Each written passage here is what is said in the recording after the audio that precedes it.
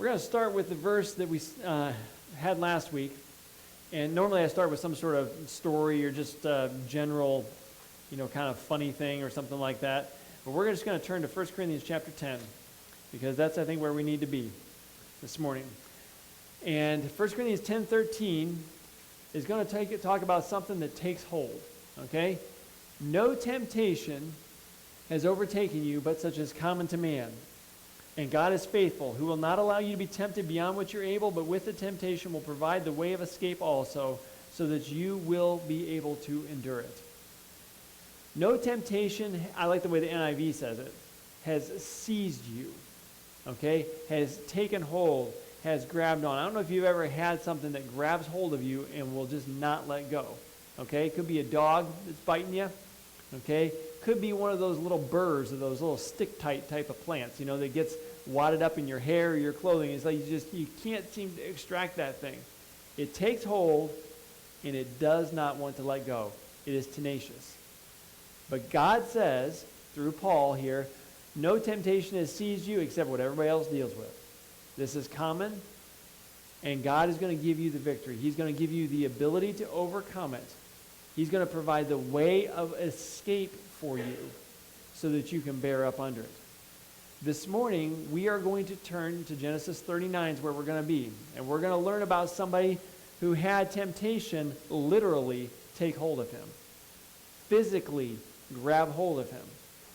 And we are going to see how he took the way of escape and that he was able to bear up under it. And through this, we are going to see that we also can bear up under the temptations that we face. So I know that each of you face temptations. These are common to man. All of you face them. Now, your temptations may be different from one another based on whether you're a man or a woman or what age you are, what your unique experiences are. Certain things just kind of touch your buttons. Certain things want to take hold of you. And you know what your temptation is, okay? If I can't see what's going on inside your head, but you've got a very clear picture of where it is that you are tempted. Think of that temptation. Think of how it likes to take hold of you.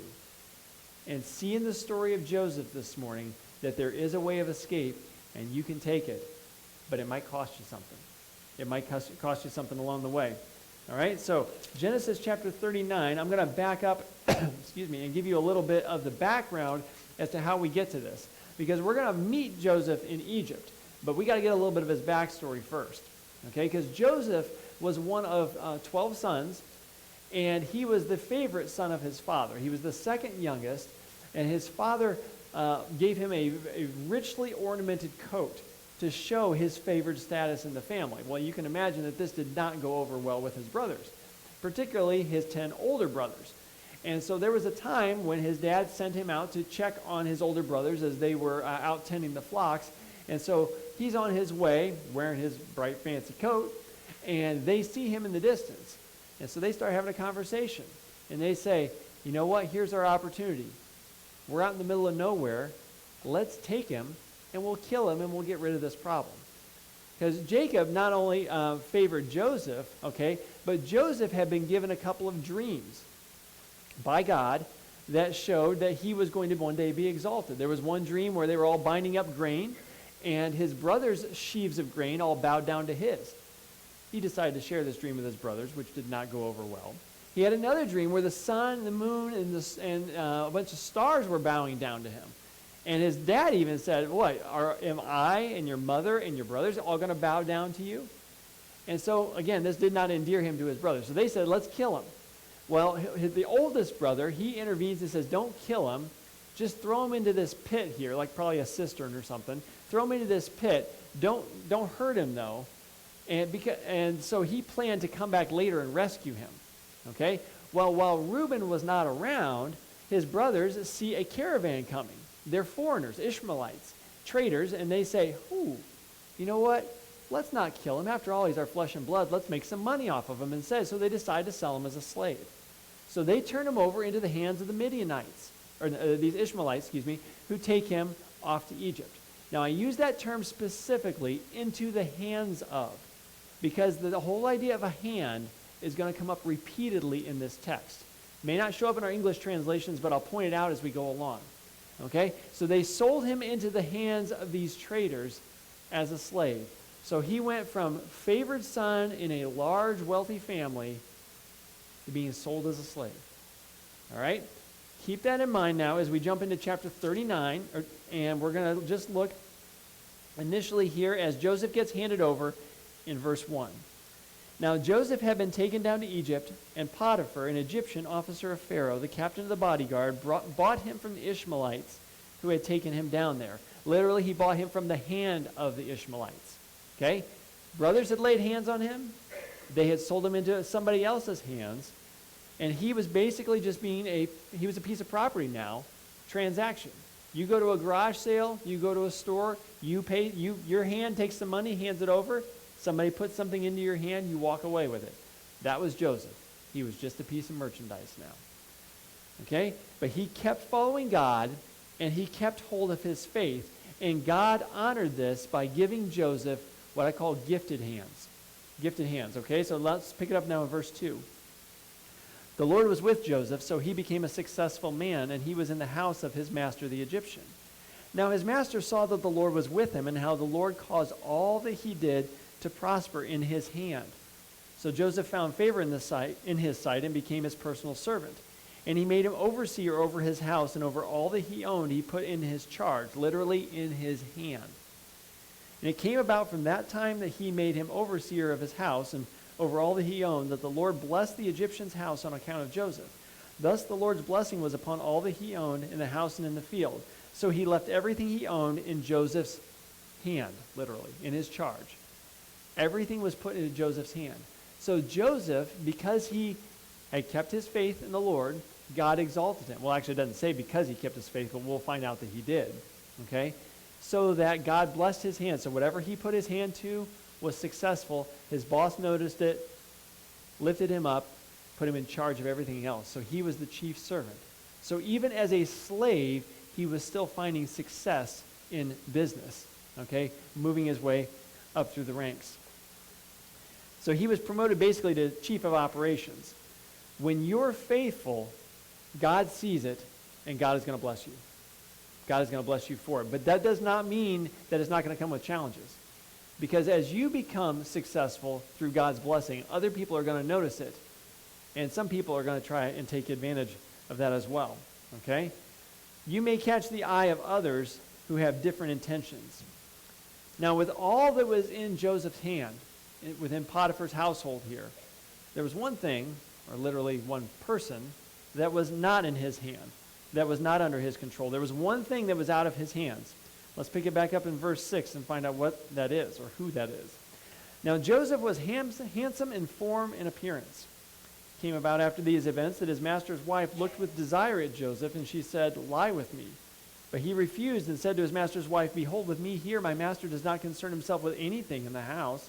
He's put all that he owns in my charge, in my hand.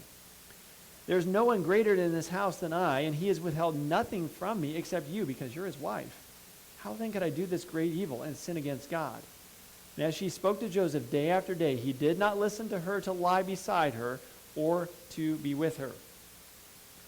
So we see here that Joseph did what was right. Okay?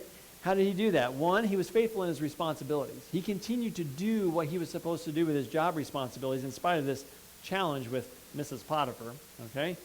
His clear no to her, that's the first thing. He said it was clear no, I will not do this. But he gave rationale behind it. He gave reasons. Okay? One, he's not going to betray the trust of his employer or his owner, Mr. Potiphar. It was relationally wrong. It was morally wrong. He actually says that this is an evil thing. And it is a sin against God. He brings God into the room, into the conversation. He doesn't just say this is wrong, this isn't right. He's like, there is a God to whom I'm accountable. This is sin. I will not do it. Sometimes you have to name sin as sin. And you have to say that the reason I'm doing this isn't just because there's a rule, isn't because there's a moral right or wrong. It's because God says no. I will not. And he follows through on his no by standing his ground as she repeatedly gives him this invitation or this command. And then he takes some very practical steps in the fact that he distances himself from her. I don't want to be around her in this tempting situation. Now, we don't know how tempting she really was, but there was this temptation to compromise for sure. I mean, he won't know if she was attractive to him or not, but he was not going to put himself in a situation where there would be compromise. He controlled the situation to avoid the temptation. And that's something that we all need to do. Control the situation. Don't be alone with that person. Don't be alone in that context. Don't be alone with your computer, your smartphone, or your, the money or whatever. Make sure there is accountability. I will not be alone with the temptress or the temptation. So he distances himself from the opportunity to sin. Okay? Now, this is a good example of what we see told us in the New Testament. Now, Romans chapter 13, verse 14, which I believe I've got up here on the screens for us. Maybe not. Okay. There we go. Okay, but put on the Lord Jesus Christ and make no provision for the flesh in regard to its lusts. Make no provision for satisfying the cravings of your sinful lusts. Okay?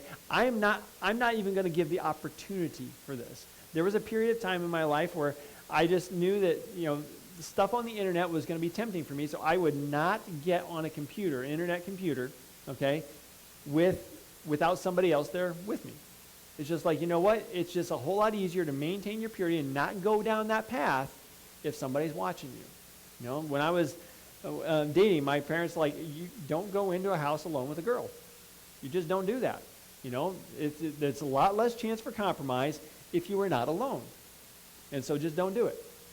And so that sort of thing. You name your temptation. You know what it is that's craving you, okay? If it's smoking, drinking, drugs, some kind of substance, I'm gonna flush it. I'm gonna get rid of it. I'm gonna throw it away. I'm not gonna have the thing in the house. It's not gonna tempt me. Put distance between yourself and the temptation. Make no provision for gratifying the desires. Okay? Now, Ephesians 5, verse 3, though, says this, but among you there must not even be a hint of sexual immorality or any kind of impurity or greed, because these are improper for God's holy people. Not even a hint. Not even a little bit. If it has any sort of impurity, greed, lust, any of that kind of stuff, don't even have a hint of it. I'm not going to allow a little bit in.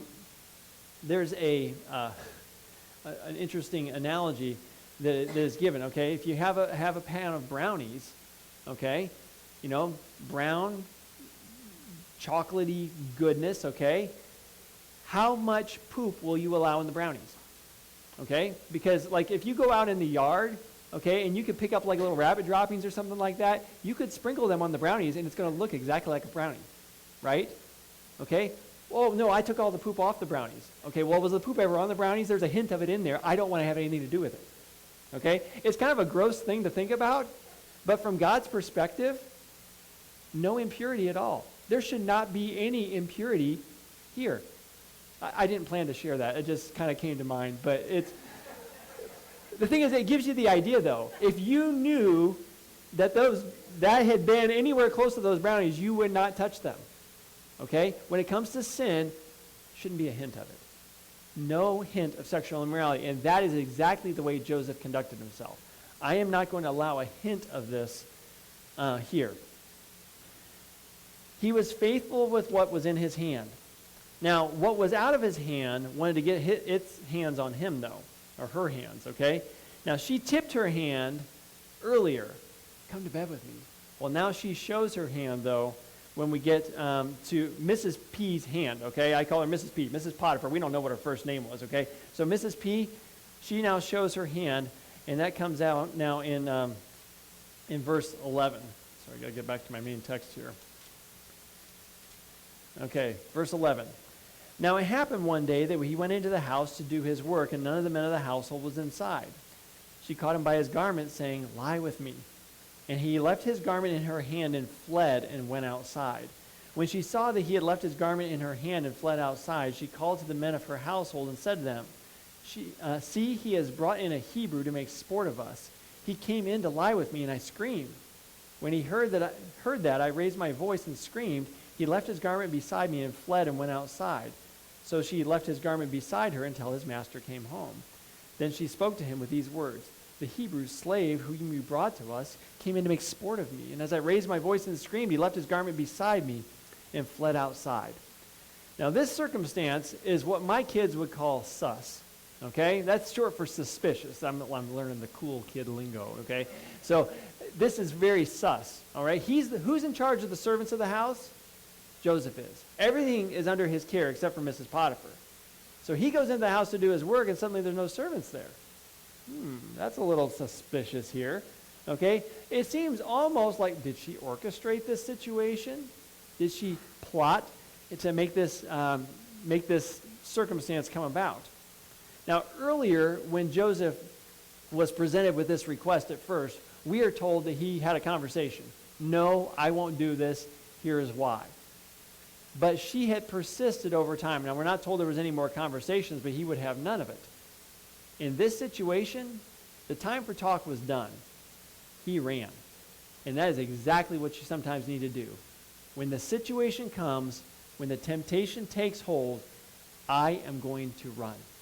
I am going to put distance between myself and this, and a whole lot of it right now. 1 Corinthians chapter 6, verse 18, the first part of it says, flee sexual immorality. Run away. Run away. Now this text that we're studying in Genesis is specifically about sexual temptation and purity. However, these principles apply to whatever temptations you're facing. Okay? If that temptation isn't just around, but it has seized you, it is time to get out of there. It is time to run. It's time to throw it away, get rid of it, cut it off. I'm going to have nothing to do with this. You know, if it's, again, what we've talked about before, if it's one of those, like the temptation to put something into your system, you know, your mouth, you're going to smoke something, drink something, whatever, it's like, get that stuff out of your house. Get it out of your possession. If you're really going to say, no, I'm not going to do this, whatever it is, get rid of it. You know, cancel your subscription to Netflix or whatever it is that's tempting you to waste your time or put garbage into your system. You know, put the filter software there. Say, I'm not going to be a part of this. I'm not going to go by that coworker's desk or into that corner of the office because I know what's there or who's there. Put the distance there. Run away. If you've heard the term of cut your losses, right? You make a bad investment and it starts to go down. You're like, okay, it's time to bail on this. You know, I may have not had the $1,000 I put in there. It's down to $800 now, but I just need to cut my losses and get out because it looks like it's going to go bad. Or probably what's more familiar to most of us is the fact that you have a car and suddenly something goes out on that car. Oh, it's time to do some brakes on it. Okay, so you put the money in to do the brakes. And then, oh man, now the coolant system is, you know, there's something wrong with the radiator. And you put some more money in. And then it's like, oh my goodness, the transmission. And you're trying to think, okay, now how much is this car really worth? Should I just cut my losses and get out, get rid of this thing because it's going to suck me down? Here, he had to make a split-second decision. What am I going to do? Because she wasn't just talking. She had her hands on him, on his clothes. She grabbed his robe and says, come to bed with me. So what does he do? He doesn't talk about it. He might lose his robe, but it's worth it. He's going to cut his losses, and we're going to find out that he actually ends up losing a whole lot more than that. But you know what? He left with something that was a whole lot more important than that robe, because he left with his character and his integrity intact. He had to leave his robe behind, but he did not leave empty-handed. He left there with his integrity. You can get a new robe. You can't get new integrity. When it's broken, it's broken. He decided, he knew what was most valuable, and he said, I am not going to compromise on this. When you think of the things that are in your hand, that you do control, what are you willing to let go of to say, I can surrender that, but I am not going to surrender my integrity. I'm going to let go of this, but I'm not going to let go of my family. I am going to let go of other things, but I am not going to let go of my faith. There might be times that your integrity is going to cost you a promotion. It might cost you a job prospect, or it might cost you the job that you have right now. Your integrity might cost you a grade in school, or even passing a class. But is it worth it? Is it worth it? I will surrender those things to hold on to my integrity, because you will take your integrity with you into the next situation. Now, there were some very immediate results from what happened here with Joseph. Okay? And we see this in verses 19 and 20. Now when his master heard the words of his wife, which she spoke to him, saying, "This is what your slave did to me," his anger burned. So Joseph's master took him and put him into jail, the place where the king's prisoners were confined, and he was there in the jail. And you read jail, probably more of a dungeon. Okay, don't think of our nice jails that we've got now. This would have been a miserable, miserable situation. He got handed over again. But what was given by God's hand was taken away by the hand of another. It was taken away by Mrs. P and her lies and her conniving and all that she did. But the thing is what God has given you once, God can still give you again. How would you respond in this situation? Now, we're not told what's going on in Joseph's head. We're just told his circumstances here. But what would you do if your family, stripped you of your robe, threw you in a pit, sold you as a slave? Would you be angry? Would you be bitter? Would you walk away from your faith in God? God, why did you let this happen to me? Why did you let this diagnosis happen? Why did my job loss? Why did my loved one die? God, I'm shaking my fist at you. Why did you do this? We don't see Joseph doing that. And we don't see him doing it again here. He left one situation, had to leave the robe behind, which meant he lost his position, his security. He lost his home. He lost just about everything. He was thrown into prison, but he went into prison with his integrity intact. And God was not done with him. Joseph was still in God's hands. He was still in God's hands. Let's read verses 21 to 23. But the Lord was with Joseph and extended kindness to him and gave him favor in the sight of the chief jailer. The chief jailer committed to Joseph's charge, literally Joseph's hand, all the prisoners who were in the jail, so that whatever was done there, he was responsible for it. The chief jailer did not supervise anything under Joseph's charge, in Joseph's hand, because the Lord was with him. And whatever he did, the Lord made to prosper. See, Potiphar and the jailer both had it really good when Joseph was there, because basically they could kick back, and just, sip a nice beverage, and everything was going to happen just fine around him because Joseph was in charge. God blessed Joseph. He left with his integrity from one place to the next. Even though he hit rock bottom in between, God still lifted him up. Joseph never let go of God, and God never let go of Joseph. Now I want to give you some real practical thoughts about Mrs. P, all right? Because you have probably met Mrs. P before. You have probably met her. She didn't go by that name. She may have had a different face, dressed differently. May have not even been an actual person. But you have come across Mrs. P before. The temptation that comes up to you and sees this hole and says, "Come, cross a line with me." There's a line, there's a standard. I want you to cross over it. Come.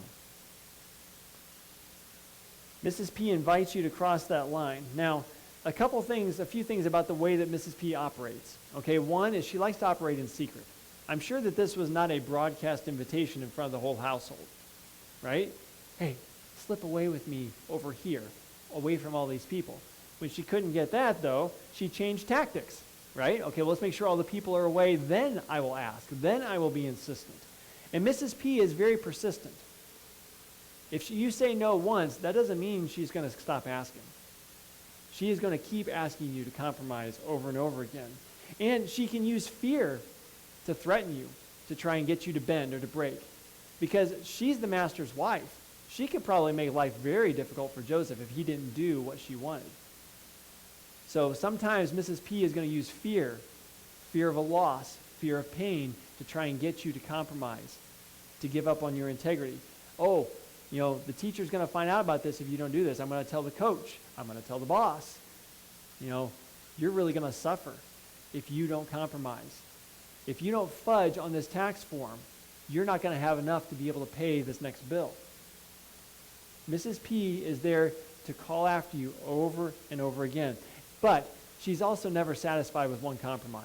Chances are, if she had gotten Joseph to go to bed, she probably would have insisted on it another time too. Mrs. P is never satisfied with just one compromise. She will seek to separate you from others, to get you away from any sort of support and safety network. And like I said, she is just going to change tactics. So how do you deal with Mrs. P? All right? I'm going to give you some real practical suggestions, and I think I have these up on the screens for us. So one is to be on the lookout for, all right? Be on the lookout, because there's a lot of people named Mrs. P around. A lot of those temptations. Be on the lookout for them, okay? And when they come, when Mrs. P comes up to you and says, hey, cross the line with me, you need to confront with the truth, just like Joseph did. No, and let your no mean no. You can say why. This is sin. This is dumb. This is costly. I will not. This is betrayal of a trust. This would cause me to fail my responsibilities. No, I will not. You confront with the truth. Avoid that person when possible, or that tempting situation. As I said, put some distance there. But as with Mrs. P in this story, there may come a time when it is unavoidable. Why was Joseph in the house? To do his job. It says he went in there to do his work. There will be times when your responsibilities may put you in a situation where you can't avoid Mrs. P. Okay? Avoid her when you can, but decide ahead of time. Decide now what you will and you won't let go of. I will not let go of my integrity. I will not fail to fulfill my responsibilities before God and my family. I will not let go of my faith in the Lord. Anything else, my robe, my job, my reputation, you can fill in the blank with what you want. Those things I can let go of if I need to. So decide ahead of time what you're going to let go of and what you won't. And then the last one, run. There's times you just got, there's no talk, there's no think. It's just run. You know that law enforcement, military people, medical professionals, they go through training. In a crisis situation, this is what you do. And you hear people say, my training just kicked in. I just knew what to do because it had become muscle memory. I had done it so much. You train yourself that in these situations, when Mrs. P comes and grabs hold, I'm out of there. It doesn't matter what I'm leaving behind. I'm taking my integrity and I am running. Don't give in to those temptations. Your character stays with you. You can always get a new robe. Or in Joseph's situation, God can give you a better robe too. Okay? So I'm going to fast forward a little bit, summarize the rest of Joseph's story. Okay, so he's in jail, and a couple of his fellow prisoners have dreams that really disturb them. They're nightmares, and they don't know what to do with this. And so Joseph says, well, God's the one that gives interpretations. Tell me what your dreams are. And so they did. He gave them the interpretations of the dreams, which said one of them was going to be restored to his job before Pharaoh, and the other one was going to get executed. And exactly what he predicted happened. God gave him the interpretation. And so the one who got his job back, Joseph said, hey, remember me when you get out. Put in a good word for me. And the guy forgot. Until Pharaoh had a bad dream that disturbed him. And then the guy who was the cupbearer before the king, he's like, oh man, I forgot about this guy. There's this guy in jail that he can do this. He can interpret the dreams. And so that's what happened. Is this, I think it's driving by. There you go. He interprets the dream for Pharaoh, and so what happens is Joseph goes from being just in charge of the jail to being made prime minister over all the country of Egypt. He's put in charge of preparing for a famine. That's what this dream was about. There's a 7-year famine coming, but it was going to be 7 years down the line, so they had 7 years to get ready for it. And so Pharaoh said, well, you be in charge of that. Yeah, you be in charge of the whole country. And so Pharaoh was able to kick back and relax while Joseph ran everything. So he got taken from the dungeon, made second in command over the world superpower, or the regional superpower at that time, which was Egypt. Now, when the famine came, his brothers, and his whole family, his dad and his brothers and stuff like that, they're starving. And so they come to Egypt to buy grain. There's a whole lot of interactions with that. But basically, he's able to rescue his whole family. He says, hey, come live in Egypt. I'll give you a great spot here. I'll take care of you. You don't have to worry about a thing. Jacob, Joseph's father, dies. The brothers look at each other and said, we are in trouble. Now that dad's gone, Joseph's going to get back at us. Joseph's going to kill us for what we did to him. But Joseph remembers something. God had put a lot in his hands. A lot had been taken away from his hands, but the whole time he was in God's hands. And he remembered that come chapter 50 of Genesis. His brothers came and begged, saying, Dad said, please forgive us. Whether that's actually what Dad said or not, that's what they told him. And then Joseph says in Genesis chapter 50, verses 19 and 20, Joseph said to them, do not be afraid, for am I in God's place? As for you, you meant evil against me, but God meant it for good in order to bring about this present result, to preserve many people alive. And so he remained kind to them, even though he could have taken vengeance. Because he realized that no matter what is in his hands and what anybody else took with their hands, he was in God's hands. God's the one that gives. God's the one that takes away. Blessed be the name of the Lord. God's in charge here, guys. I'm not going to take it in my hand to do anything to you. God's been good to me. Whatever you give up by running away from Mrs. P, whatever you lose because of the fact that you say, I'm going to hold on to my integrity, I am not going to compromise. God is able to give it back and so much more. Joseph had ups and downs and ups and downs. But in the end, God gave him much, much more than he ever could have orchestrated on his own. If you will be faithful and you will say, I am not giving in to Mrs. P. I am walking away. I am running away. I am not going to compromise. I'm going to hold on to my faith. I'm going to hold on to my integrity. If you do that, God will bless you. It may look different than what it did for Joseph. It may not come with power. It may not come with material prosperity, but it will come with God's blessing. But you need to decide right now, what am I going to do when I encounter Mrs. P? Now, as we've been talking about this, I know some of you probably are thinking, it's like, okay, I met Mrs. P this morning, all right? She's right there with me. I can even hear her whispering in my head right now, okay? What do? Distance yourself. Say a firm no. Why? Because God has said so. Anchor yourself in him. Draw those lines. Decide now, Mrs. P is not going to get my ear, she is not going to get my place, and she is not going to get my integrity. I'm holding on to that. Anything else I can get rid of. I'm not getting rid of that. Decide now what you are going to do when you face that temptation.